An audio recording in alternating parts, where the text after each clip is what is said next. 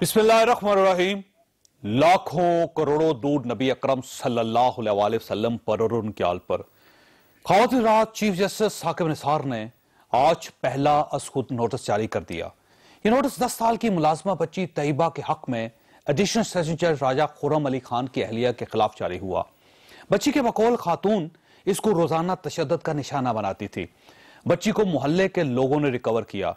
बच्ची की तस्वीरें सोशल मीडिया पर वायरल हुई और यूं यह मामला कोर्ट तक चला गया। लेकिन कल बच्ची के वालिदैन ने मुल्ज़िमा के हक में बयान दे दिया। अदालत ने मुल्ज़िमा की जमानत ले ली। मीडिया कल इस बारगेन पर सवाल उठाता रहा। इसके जवाब में आज चीफ जस्टिस से अज़खुद नोटिस ले लिया। रजिस्ट्रार इस्लामाबाद हाई कोर्ट को 24 घंटों में रिपोर्ट पेश करने का हुक्म दे दिया गया।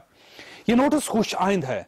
हम एक ऐसे मुल्क में रह रहे हैं जिसमें बेशुमार मुकद्दस गायें हैं और हर मुकद्दस गाय रोज लाखों लोगों के हकूक, इनकी अना और इनकी इज्जत को अपने पांव तले रोंदती रहती है और कोई इस गाय की तरफ आंख उठाकर नहीं देख सकता। अदालतें भी बदकिस्मती से इस मुकद्दस मखलूक में शामिल हैं। जज कुछ भी कर लें, ये गलत फैसले कर दें, इन पर रिश्वत का इल्जाम लग जाए, ये हुकूमतों के अहकामात पर अहकामात जारी कर दें या फिर ये और इनके अजीज तैयबा जैसी बच्चियों को चूल्हों में जला दें, मुल्क का कोई इदारा, कोई एजेंसी इनका कुछ नहीं बिगाड़ सकती। अदलिया मुल्क का दूसरा ऐसा इदारा है जो नैब के दायरा कार से भी बाहर है। हमें यह कल्चर बदलना होगा। हमें हर मुकद्दस गाय को दूसरे गैर मुकद्दस जानवरों के बराबर लाना होगा, वरना यह मुल्क नहीं चल सकेगा। मैं चीफ जस्टिस साहब को इस नोटिस पर खराज तहसीन पेश करता हूं और मुझे यकीन है अवाम को अब इस नोटिस पर इंसाफ होता हुआ दिखाई भी देगा। ख़वातीन रात आज पनामा केस की पहली समाअत थी। आज फैसला हुआ, बेंच ये केस रोजाना सुनेगा। इस डे टू डे समाअत के चंद दिलचस्प नताइज निकलेंगे। 1, अदालत बहुत जल्द फैसले तक पहुंच जाएगी। 2, आम लोग 2 हफ्तों में तंग आ जाएंगे। ये केस की खबरें सुनना और पढ़ना बंद कर देंगे। 3, मीडिया में पनामा केस की अहमियत कम हो जाएगी। 4, एक आध हफ्ते में सियासी कायदीन भी थक जाएंगे, ये भी अदालत जाना बंद कर देंगे। इन 4 एलिमेंट्स का किसको फायदा होगा, यह हमारा आज का इशू होगा। जबकि अदालत ने आज समाअत के दौरान चंद सवाल भी उठाए, हम वो सवाल भी डिस्कस करेंगे। हमारे साथ रहिएगा। दोबारा खुश आमदीद। हमारे साथ तशरीफ रखते हैं डॉक्टर मुसद्दक मलिक साहब, वज़ीर आज़म के तर्जुमान है, पाकिस्तान मुस्लिम लीग नून के साथ इनका ताल्लुक है। बशरफ ज़ैदी साहब हमारे साथ तशरीफ रखते हैं, दिफाई तजियाकार हैं और आप इनके ख्यालात अक्सर टेलीविजन पर मुलाज़ा करते रहते हैं। वलीद इकबाल साहब हमारे साथ तशरीफ रखते हैं लाहौर स्टूडियो से, पाकिस्तान तहरीक इंसाफ के साथ ताल्लुक में मदद चाहता हूँ। बैरिस्टर अली जफर साहब हमारे साथ तशरीफ रखते हैं, लाहौरी में सुप्रीम कोर्ट बार के साबिक सदर भी हैं और मुल्क के नामवर वकील भी हैं।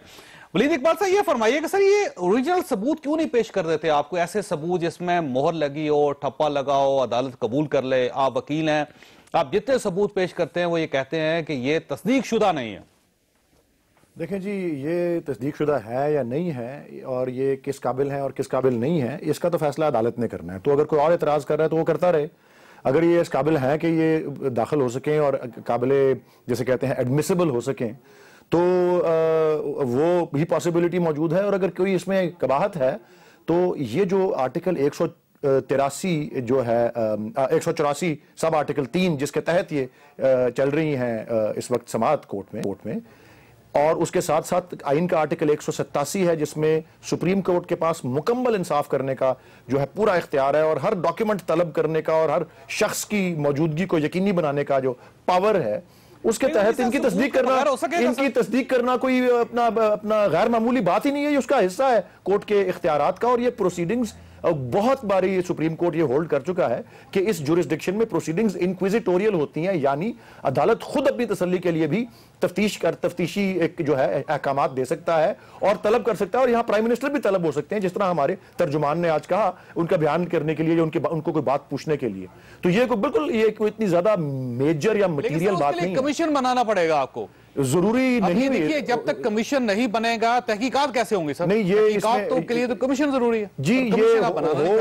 ये हो भी सकता है और जरूरी नहीं भी हो सकता, क्योंकि अदालत अज खुद भी यही जो है सिलसिला। देखें कमीशन में आपको अदालत किस तरह तहकीकात करवाएगी? अदालत से सवाल है, आप वकील हैं, ये फरमाइएगा अदालत तहकीकात किस तरह करवाएगी? कोई कमीशन बनेगा, उस कमीशन के मुतहत इदारे होंगे, उन इदारों से सवाल रखे जाएंगे उनके सामने, वो तहकीकात करेंगे, रख के रिपोर्ट बना के पेश करेंगे। मैं कानूनी आंसर उसका भी एक्सप्लेन कर देता हूं। ये कुछ थोड़ी सी शायद इस पे इब्हाम भी लोगों के जहनों में हो कि ये कमीशन का तस्वर यहाँ क्या है। वो एक्चुअली अगर कमीशन बनाया जाए, वो कमीशन एक शख्स पे भी हो सकता है मुश्तमिल, वो हाजिर सर्विस जज भी हो सकते हैं, साबिक भी हो सकते हैं, शायद कोई इस तरह की बात हुई है कोई हाजिर सर्विस जज साहब भी हो।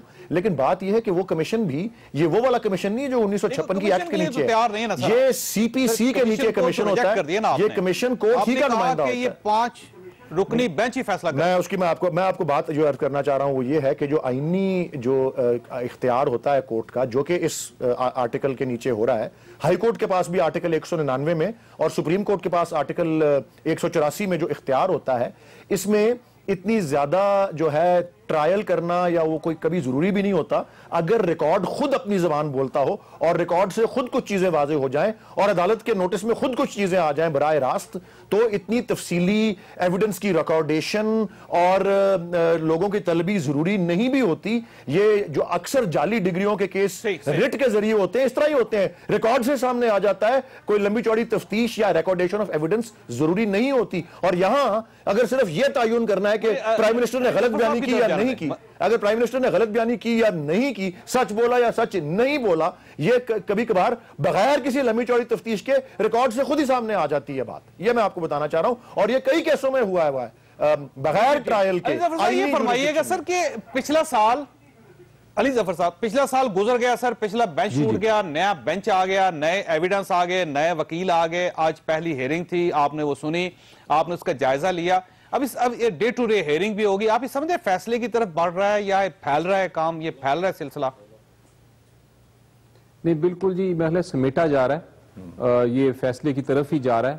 और ये जो बड़ी अच्छी खुशाइन बात है कि सुप्रीम कोर्ट ने कहा है कि हम डे टू डे इसको सुनेंगे, तो मेरे ख्याल से ये फैसला तो जरूर होगा। क्या फैसला होगा इस पे हम तबसरा कर लेते हैं, क्योंकि ये केस बड़ा अपनी ही नौयत का है। इसमें लीगल पहलू तो है ही जो सुप्रीम कोर्ट ने फैसला करना है, लेकिन उसके साथ साथ समाजी और उसका पॉलिटिकल पहलू भी है। एज अ पाकिस्तानी हम सारे करप्शन के खिलाफ हैं और हम कहते हैं कि जनाब करप्शन बिल्कुल पकड़ी जानी चाहिए, और अगर बड़े से बड़े बंदे को पकड़ेंगे तो कल को ये एक बड़ा मिसाल होगी फ्यूचर जनरेशंस के लिए। इसलिए अगर प्राइम मिनिस्टर साहब मुलविस हैं तो उनको बिल्कुल सजा होनी चाहिए, और इस मामले में बंदा जज्बाती भी हो जाता है। दूसरी तरफ पॉलिटिकल है, आपको पता है पीटीआई कहती है हमने तो ये साबित कर ही दिया है कि करप्शन हो गई है, और पीएमएलएन वाले कहते हैं कि नहीं, ये तो केस में कुछ जान ही नहीं, कोई करप्शन नहीं हुई। क्योंकि इसमें अली जफर साहब इशू ये है कि दोनों फ्री कहनी है, कहते हैं कि हम जीत गए हैं, दोनों कहते हैं, लेकिन दोनों स्टैब्लिश नहीं कर पा रहे। मैं उसी पे आ रहा हूं। आप समझते हैं कि वाकई कोई कंक्लूजन की तरफ चला जाएगा केस? ये जी, मेरी नजर में अभी पीटीआई ने जरूर डॉक्यूमेंट दस्तावेजात पेश किए हैं जिससे शक पड़ता है, और ये भी बिल्कुल दुरुस्त है कि जो नवाज शरीफ साहब और उनकी लीगल टीम ने अपनी दफा में जो कहानी बनाई है वो उससे शक बल्कि और भी ज्यादा बढ़ जाते हैं, इसमें कोई शक नहीं है। लेकिन सवाल पैदा ये होता है कि कानून में आप जरा मामले को मुख्तलिफ तरीके से देखते हैं। आप सिर्फ शक की निगाह पे या शक के बेसिस पे किसी को आप सजा नहीं दे सकते। आपको कानूनी जो एविडेंस है वो चाहिए, आपको दस्तावेजात उस शक्ल में चाहिए जो कानून शहादत कहता है। और चूंकि सुप्रीम कोर्ट ऑफ पाकिस्तान ने बहुत बार ये कह दिया है कि हम ट्रायल कोर्ट नहीं है, हमारा काम इन्वेस्टिगेशन नहीं है, तो एक तीसरी ऑप्शन अभी सुप्रीम कोर्ट के सामने बिल्कुल वाज़े तौर पे है, और मेरा अंदाजा है कि वो बड़ी एक मंतकी ऑप्शन है, और वो है कमीशन की। इंक्वायरी कमीशन नहीं, बिल्कुल मैं वाजे कर दूं कि इंक्वायरी कमीशन नहीं, इन्वेस्टिगेटिव कमीशन, तहकीकाती कमीशन, जिसके पास आप पावर देंगे, उसको ताकत देंगे कि वो जाके खुद ही एविडेंस लेके आए। और ये जो तहकीकाती कमीशन है उसको अगर सुप्रीम कोर्ट मियाद उसकी दे दे कि आपने महीने में फैसला करके हमें रिपोर्ट देनी है, तो मेरा ख्याल है ये बहुत बड़ी पीटीआई की विक्ट्री होगी, और ये बल्कि कौम की विक्ट्री होगी। कौम की जीत होगी इसमें। डॉक्टर मुस्तफा मलिक साहब की तरफ जाना दें, क्योंकि अब खासी चीजें क्लियर हो गई हैं। पीटीआई का मौकफ भी आ गया, आप मुल्क के नामवर वकील हैं, आपका मौकफ भी आ गया। सर, ये जो आपके बारे में अब शक बढ़ता चला जा रहा है, जिसका अली जाफर साहब ने भी जिक्र किया कि यूं महसूस होता है आपने कोई कहानी बनाई जिसमें आप उलझते चले जा रहे हैं। 40 सफात के नए सबूत आ गए और उनको नाकाबिले तरदीद सबूत है बकौल उनके पीटीआई के। तो आप महसूस नहीं करते कि अब ये आपके फंसने का वक्त आ गया? देखिए, अगर नाकाबिले तरदीद सबूत थे तो फिर मेरे ख्याल में वलीद इकबाल साहब कभी भी ये ना कहते कि आप इसकी इन्वेस्टिगेशन कर लें। हमने तो आपको दे दिया, अब आप इन्वेस्टिगेशन कर लें। मेरे ख्याल में पूरी जो जरा है, पूरा जो नुक्ता नज़र है पीटीआई का, वो आज इमरान खान साहब ने क्लियर कर दिया है अदालत के अंदर कि हमारा काम एज ऑपोजिशन ये है कि हम लोगों के ऊपर इल्ज़ाम लगाएं, हमें सबूत देने की ज़रूरत नहीं है। हमें हक मिल गया है, क्योंकि हम ऑपोजिशन में हैं, तो हमें हक मिल गया है कि हम लोगों के ऊपर करप्शन का इल्ज़ाम लगाएं, उनके बच्चों के ऊपर कीचड़ फेंकें, मुझ पे इल्ज़ाम लगाएं, किसी पे भी इल्ज़ाम लगाएं, क्योंकि आप ऑपोजिशन में हैं। और अगर कोई कहे कि भाई आप इल्ज़ाम लगा रहे हैं, ज़रूर आपके पास कोई सबूत भी होना चाहिए, तो आपके ये हमारा काम नहीं है, ये तो किसी और का काम है। अदालत ने सवाल आपसे पूछे हैं, ठीक है, जवाब हमने देने हैं ना। तो अभी हम मान लेते हैं ये बात कि आपका काम सिर्फ सवाल पूछना है, और आपने कहा कि इसके सबूत जो हैं वो तो अब अदालत करे। अब उस तरफ आ जाते हैं। देखिए, इन्होंने जो पिटीशन दायर की, उस पिटीशन के अंदर सफा नंबर 20 पे जो पहली इनकी इस्तदा थी वो ये थी कि आप कमीशन बनाएं, इंक्विजिटोरियल या इन्वेस्टिगेशन का कमीशन बनाएं। और बाहर सियासी तौर पे इन्होंने कहा कि अगर आप नहीं बनाएंगे तो हम सारा शहर बंद कर देंगे। तो चीफ जस्टिस साहब ने आखिर में कहा कि चलिए, आपकी बात मानी, हम कमीशन बनाते हैं। इन्होंने कहा अगर आपने कमीशन बनाया तो हम अदालत का बायकॉट कर देंगे। आप मुझे बताएं, अगर इनको हसूल इंसाफ है, अगर इनको हसूल एहतसाब का है, तो फिर ये क्यों कहते हैं कि अगर कमीशन नहीं बनाओगे तुम तो हम शहर को बंद कर देंगे, और अगर कमीशन बनाओगे तो अदालत का बायकॉट कर देंगे? तो ये हसूल किस चीज का? तो हल क्या है सर? आप हमारे एक हल तजवीज कर दें अदालत को। हम तो बहुत खुश हैं इस वक्त ये अदालती कार्रवाई हो रही है और रोज हो रही है, क्योंकि हमें यह लग रहा है कि इंशाअल्लाह ये इसके अंदर जो भी फैसला है, जो भी हक सच बात है, वो लोगों के सामने आ जाएगी, जैसे पहले आई थी जब इल्जाम लगाए गए और व्हील बरोज के अंदर प्रूफ लाए गए वो धांधली के इल्जाम में, और सुप्रीम कोर्ट ने आखिर में कह दिया धांधली नहीं है। हमें यकीन है कि अगले 10-15 जितना भी वक्त सुप्रीम कोर्ट लेना चाहे, अब ये फैसले की तरफ बात जा रही है। और अगर वो कहें कि उनको इन्वेस्टिगेशन करनी है तो खुदारा उनको इन्वेस्टिगेशन कर लेने दें, इसको सियासी महाज ना बनाएं। अगर आप लोगों पे कीचड़ उछालते हैं तो उसका फैसला हो लेने इदारे होंगे ना सर, फिर आपके मुतहद इदारे, तो फिर आप और वही इदारे, वही लोग, आपके अपॉइंटी, वो सारी चीजें सर, उनका आप बिल्कुल ठीक कह रहे हैं। तो फिर आप तजवीज करें। जब आप कहते हैं एफआईए, ये कहते हैं नहीं। आप कहते हैं रिटायर्ड नासिरुल मुल्क साहब जिन पे अभी आपने एतमाद किया था, आप कहते हैं नहीं। आप कहते हैं अच्छा जी चीफ जस्टिस साहब, आप कहते हैं नहीं। आप कहते हैं एग्जिस्टिंग कमीशन, कहते हैं नहीं। आप कहते हैं पार्लियामेंट के अंदर आ जाएं, कहते हैं नहीं। आप कहते हैं कि आप ये कमीशन इंक्विजिटोरियल बना दें, कहते हैं नहीं। तो फिर सब चीजों का जवाब नहीं है, तो हाँ किस बात पे, आप वो बता दीजिए। मिशर साहब आपकी तरफ आना है, अगर आप मुझे थोड़ा सा मौका दें, मैं सिर्फ एक बार वली साहब को ले लूं, अगर आप इजाजत। एक नहीं, दो तीन बार। वली साहब ये फरमाइएगा सर, ये कैसे मुतमईन होंगे सर आप? एक तो जी मैं डॉक्टर मुसद्दिक मलिक वैसे मेरे अच्छे मरासिम हैं इनसे, और मेरे दोस्त भी रहे बहुत पहले के, हमारे दोनों के सियासत है और उस मैदान में आने के पहले से। लेकिन मैं एक दो चीज़ों से इख्तलाफ का, शदीद इख्तलाफ का इजहार करना चाहता हूँ। हमारी इस्तदा जो है इस केस में, वो पहली इस्तदा, मुझे इनके सफ़े नंबर वगैरह पता नहीं कौन सा सफ़ा पढ़ा है इन्होंने, पहली इस्तदा ये है, और नाम लेके उस इस्तदा में लिखा हुआ है कि सुप्रीम कोर्ट खुद जो है अपने इख्तियारात को इस्तेमाल करते हुए वज़ीर आज़म नवाज शरीफ को नाअहल करार दे, जिस तरह उसने बराह रास्त साबिक वज़ीर आज़म यूसुफ रज़ा गिलानी को नाअहल करार दिया था। बाकी इस्तदाएं हैं कि तमाम इदारों को हुक्म जारी किया जाए। काम सिर्फ इल्जाम लगाना है? नहीं जी, इल्जाम लगाना नहीं है जी, बिल्कुल। देखें, मैं चलें एक और बात आपको वाज़ेह करूं, ये एक बात भी सब लोग इस पे मेरे ख्याल में इस बात के इनके नॉलेज में है, हर एक जानते हैं कि आज जो पाकिस्तान में नुमाइंदे हैं ICIJ के, उन्होंने कहा है कि ये जो डॉक्यूमेंट्स पेश की हैं पीटीआई ने, ये जो है ये हकीकी डॉक्यूमेंट्स हैं और ये हम इनको ओन करते हैं और हमने ये हासिल की हुई हैं। और ये बात कतई तौर पे सही नहीं है कि जी इमरान खान साहब ने ये कहा जरूर है कि जी सियासी जमात का काम ये तफ्तीश और इस तरह की चीजें इकट्ठी करना नहीं है, ये इदारों का काम है। लेकिन फिर भी हम ये लेके आए हैं क्योंकि बार बार ये सवाल उठता था कि क्या सबूत लाए हो, क्या सबूत लाए हो। तो हम ये दिखाने के लिए लेके आए हैं कि ये जो तोता मैना की कहानी 2006 वाली जो कहानी है वो गलत है, उसकी हकीकत यहां पता लगती है। फरमाइएगा सर, हुकूमतों का काम केस लड़ना है। खैबर पख्तूनख्वा की हुकूमत छोड़ के इमरान खान साहब वो सुप्रीम कोर्ट आप पाकिस्तान में बैठे हुए हैं, पंजाब जो है वो केस लड़ रहा है, वफाक जो है वो केस लड़ रहा है। ये हुकूमतों का काम सिर्फ ये रह गया है? देखिए, अगर हुकूमतें बेहतर लॉयर्स शुरू से रखती, ऐन गैन किस्म के बयानात कोर्ट में भी, कोर्ट से बाहर भी, अगर एक तसलसल होता इस मौजू पर और अगर इसको बेहतर तरीके से सुलझाने की कोशिश की जाती हो, की गई होती, तो शायद इस वक्त भी केस ना लड़ा जा रहा था। एक सेकंड सर, ये मैं एक बात अर्ज कर दूं प्लीज। ये केस ये बात ही ये मफरूजा गलत है सर, नहीं बोलने दे सकते यार, ये मफरूजा गलत है, ये केस का उन्वान है, इस केस का यार ये बात ही गलत है। इस केस का उन्वान है इमरान खान बनाम Nawaz Sharif. This is between two individuals, ये हुकूमतों का केस नहीं है, ये इंडिविजुअल लेवल पे केस किया हुआ है। रुकिए ना सर, रुकिए जरा, बात तो इमरान खान साहब इसके पिटिशनर हैं, मियां नवाज शरीफ रिस्पोंडेंट हैं, उनके बेटे बेटी, उनके दामाद और फिर सरकारी इदारे। ये हुकूमत बनाम हुकूमत नहीं है, this is Imran Khan versus Nawaz. कोई भी नहीं बोल सकता, मतलब मेरा तो हुकूमत और मैं तनकीद कर रहा था हुकूमत की। मतलब इनका कमाल ये इस पार्टी के लोगों का अपना वकील भी मुखालिफ कर ले रहे हैं। मैं तनकीद कर रहा हूं, मेरे साथ बैठे हैं मुसद्दिक और मुझे घुरियां मार रहे हैं और वो सोच रहे मैंने हाथ जोड़े हैं। नहीं, ये बात दुरुस्त है, वो मेरे ऊपर ये बात दुरुस्त है कि सारी हुकूमत वहां पहुंची होती है, सारे वफाकी वजीर वहां पहुंचे होते हैं, ये पर्सनल केस है। देखे ना सर, वली साहब बात तो कर रहे थे उनको। यार ये सवाल आपने उठाए गलत है, अल्हम्दुलिल्लाह नहीं, अभी वो बोले नहीं भाई, वो तो बोले नहीं, अभी उनको बोलने देंगे तो सवाल का है कि ये हुकूमत बनाम हुकूमत सवाल है, ये वो नहीं है।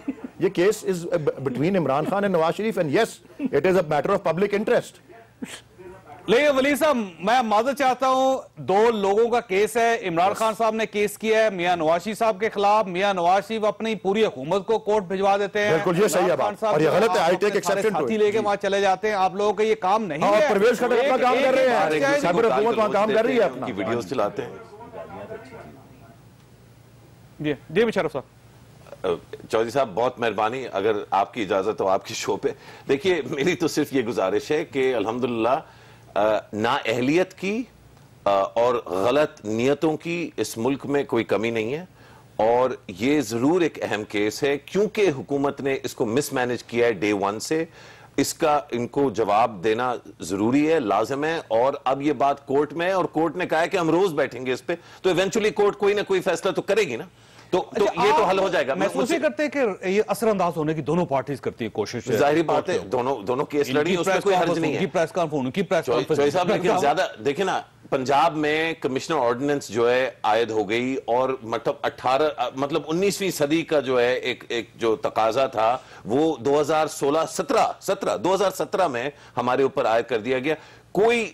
कोई इस पे बात नहीं हो रही, यानी कि जिन लोगों के इस पर तनकीद करनी चाहिए, पीटीआई जो सबसे ज्यादा असरअंदाज होगी इस चीज से, या वो लोग जो लोकल काउंसलर्स हैं, मेयर्स हैं, जिनके पास कोई इख्तियारात नहीं होंगे, उनसे कोई सवाल नहीं पूछता। सब ये कह रहे हैं नवाज शरीफ बेकसूर है, नवाज शरीफ कसूरवार है, नवाज शरीफ बेकसूर है, नवाज शरीफ कसूरवार। और ये बात अप्रैल से लेके अब तक चल रही है और मीनवाइल 9 महीने हो गए और अगला साल चलती रहेगी। अच्छा, ये 10 साल की बच्ची थी, आपने बड़ा जबरदस्त आपने शो जो है शुरू किया।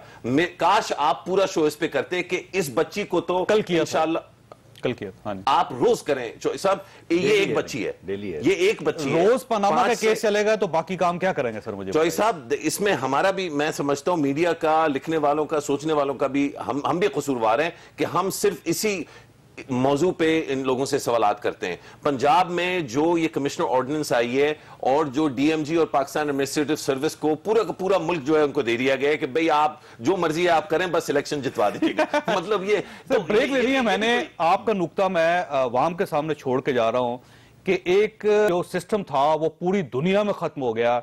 गोरो ने सिस्टम बनाया था इंडिया पे रूल करने के लिए, आहिस्ता आहिस्ता सार्क के तमाम कंट्रीज में वो खत्म हो गया। हमने 2016 के आखिर में उसको दोबारा इंप्लीमेंट कर दिया। मेरा ख्याल ये है कि हमारी जो ये दानाई है इसकी पूरी कौम को सलाम पेश करना चाहिए इस दानाई पे। एक छोटे से ब्रेक के बाद वापस आते हैं।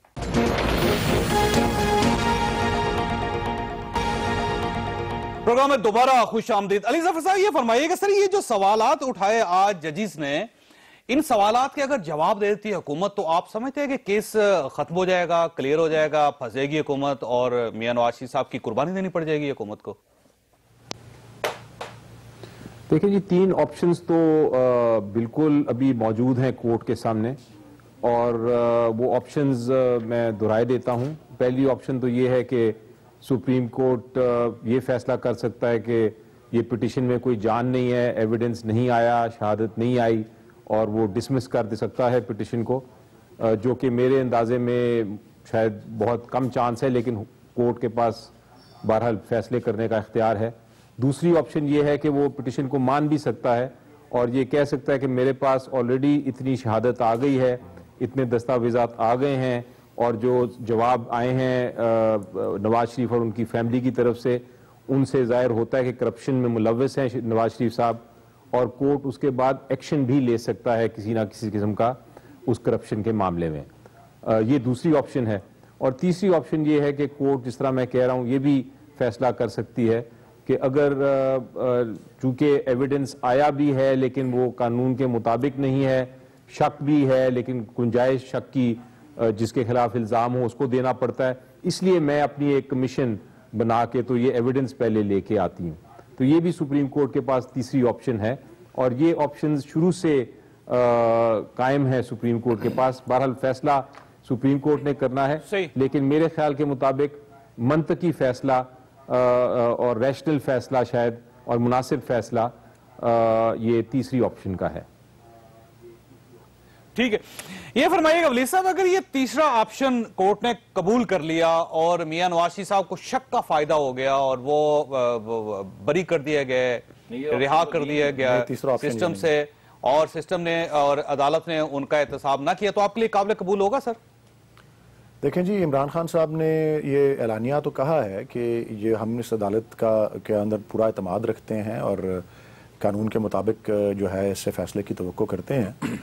तो और ये भी आपने जो जब ये गुज़िश्ता रोज़ कल जो कॉन्फ्रेंस थी, प्रेस कॉन्फ्रेंस, उसमें इमरान खान साहब ने ये भी कहा कि जी देखें, हम जो कर सकते थे हमने कर दिया है, हम पूरी फाइट पुटअप करेंगे, और बाकी सियासी मैदान भी तो खुला है।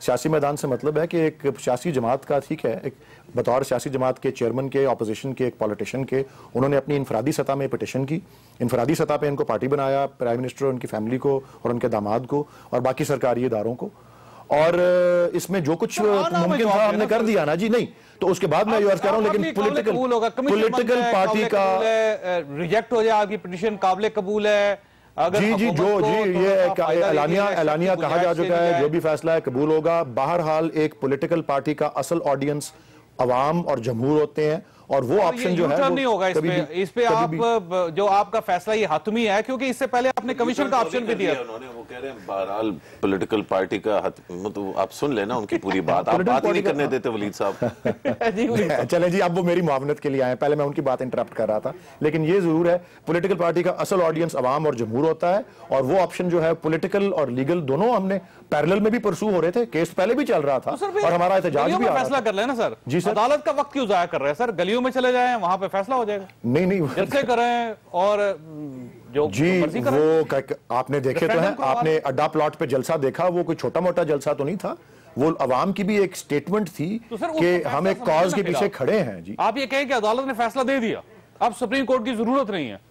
नहीं, मैं आपको जो अर्ज कर रहा हूं, मिसाल अक्सर दी जाती है, वो जो पिछला केस था जो कमीशन के आगे था, चले उसकी एक छोटी सी मैं आपको बात बता दूं। हमने अग्री भी किया हुआ था और हमने उस फैसले को कबूल भी किया, लेकिन मैं ये जरूर महसूस करता हूं कि उसमें उस कमीशन ने, जो कि चीफ जस्टिस उस वक्त की मुश्तमिल थी 3 और 2 और जजेस की, उन्होंने बड़ी सख्ती की, और एक इशू पे बहुत सख्ती की हमारे साथ कि सारा बर्डन ऑफ प्रूफ हम पे डाला।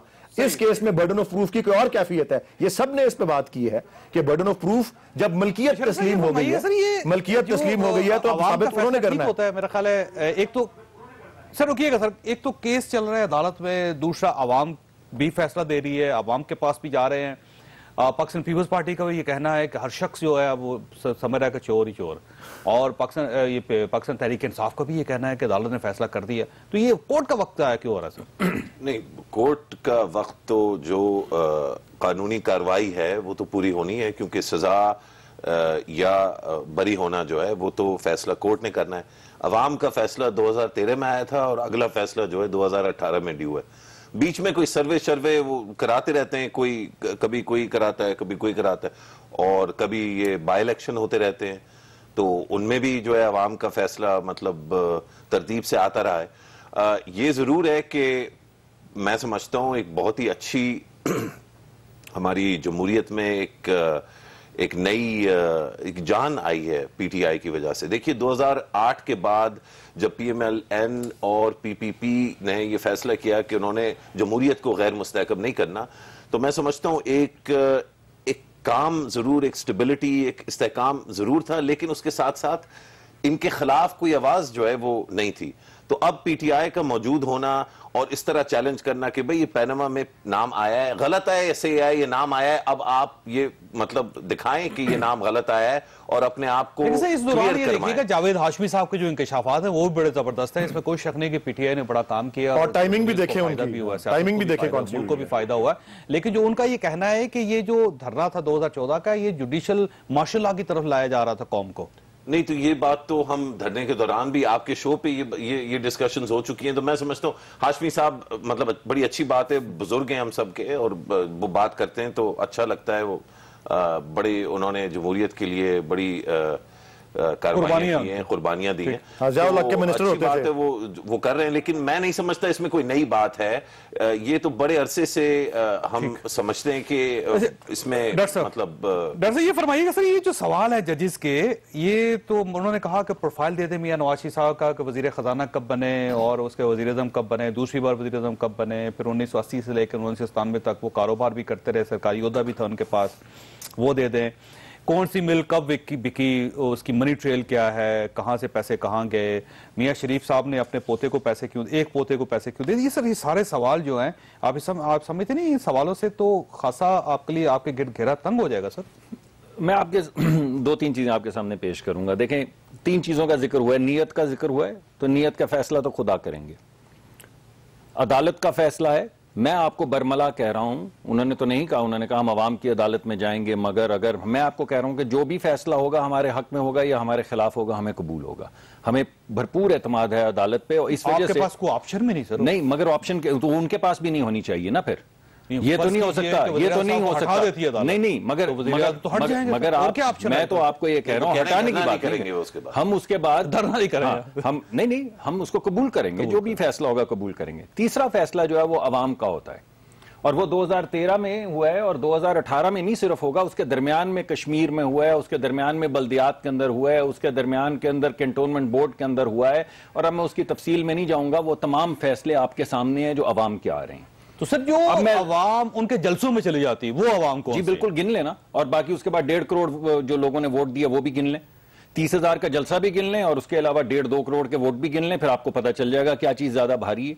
और दूसरी बात यह कि अगर आप जमहूरियत इस मुल्क में चाहते हैं तो फिर ये क्या मुकाबले हैं, फिर आप ये भी कहें वो किताब पढ़ लें, तो ये तो बड़ी पुरानी एक बात तकरार है ना कि जिन लोगों को जमहूरियत के ऊपर नहीं है एतमाद, वो तो किताब का जिक्र करते रहेंगे, या किसी और उंगली का जिक्र करते रहेंगे, या मिठाइयों का जिक्र करते रहेंगे, या दीगर चीजों का जिक्र करते रहेंगे। अगर आप जमहूरियत को नहीं मानते तो खेल फिर तो ये डिस्कशन खत्म है, फिर बात और है। अगर मानते हैं तो ये सबसे बड़ा जो मुकदमा है वो अवाम के सामने है। आखिरी बात करूंगा, ये देखें कि आप किन सबूतों की बात कर रहे हैं। कल तक पीटीआई ये कह रही थी कि वो जो है फैक्ट्री वो नुकसान कर रही हो, वहां से तो पैसे निकले ही नहीं। इमरान खान साहब बेसिकली अवाम के सामने, कैमरे के सामने खड़े होकर कहते रहे वहां पे तो इनको पैसे मिले ही नहीं। आज अदालत के अंदर वो कागजात जमा हो गए हैं कि 12 मिलियन दरम जो हैं वो ना सिर्फ उन्होंने अप्रोप्रिएट किए, बल्कि एक जो बैंक है जिसका मैं नाम नहीं ले रहा, पूछेंगे तो ले लूंगा, उन्होंने गारंटी की है कि ये इस वक्त के ऊपर आपको पैसे मिलते रहेंगे। तो ये परसों तक क्यों गलत बयानी कर रहे थे, क्यों अवाम को गुमराह कर रहे थे कि वहां पे पैसे जो है वो नहीं सारे सर जवाब वली साहब ने देने, लेकिन उससे पहले मैं छोटे से ब्रेक वापस आता हूं। प्रोग्राम में दोबारा खुश आमदीद। वली साहब, ये कोई शक नहीं कि आपका मुकदमा दुरुस्त हो सकता है, आपके इल्जामात दुरुस्त हो सकते हैं, आपका इशू दुरुस्त हो सकता है, लेकिन ये जो आपके बारे में परसेप्शन डेवलप हो रहा है कि आप एक बात करके उससे फिर यू टर्न ले जाते हैं, पीछे हट जाते हैं।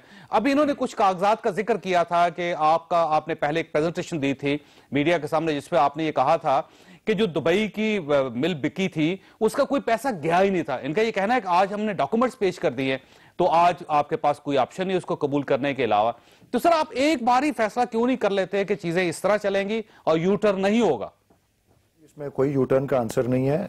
देखें वो हमने एतराज उठाया है तो आगे से ये डॉक्यूमेंट्स आई हैं, मैंने वो डॉक्यूमेंट्स अभी तक नहीं देखी और कोर्ट फैसला करेगा कि वो डॉक्यूमेंट्स में कितनी जेन्युइननेस है और जो क्लेम की जा रही है। क्योंकि उस वक्त जावेद साहब याद कीजिएगा उस वक्त क्या जवाब था जब कोर्ट ने पूछा था तो क्या जवाब था कि नहीं जी हमारे पास तो कोई रिकॉर्ड नहीं है, ये मनी ट्रेल हम नहीं दिखा सकते क्योंकि उस वक्त कहाँ रखा जाता था ये। और मैं जरा ये डॉक्टर मुसद्दिक मलिक ने जो बातें की हैं जमहूरियत के बारे में, दो चार मेरी भी बातें अब मेरे ख्याल सुनने की अब ये अपना जसारत करें आप भी और ये भी, वो ये है कि भाई जमहूरियत का मतलब सिर्फ गिलगित बल्तिस्तान का या कश्मीर का या कैंटोनमेंट का या बल्दियात का इंतखाब नहीं होता। जमहूरियत का मतलब एहतसाब और शफाफियत भी होते हैं। जमहूरियत का मतलब ये देख लें यही वो जमहूरियत है जिसके अंदर ये वफाकी हुकूमत क्या कर रही है जब उसने 5 रेगुलेटर्स को लाइन मिनिस्ट्रीज के नीचे डाल दिया।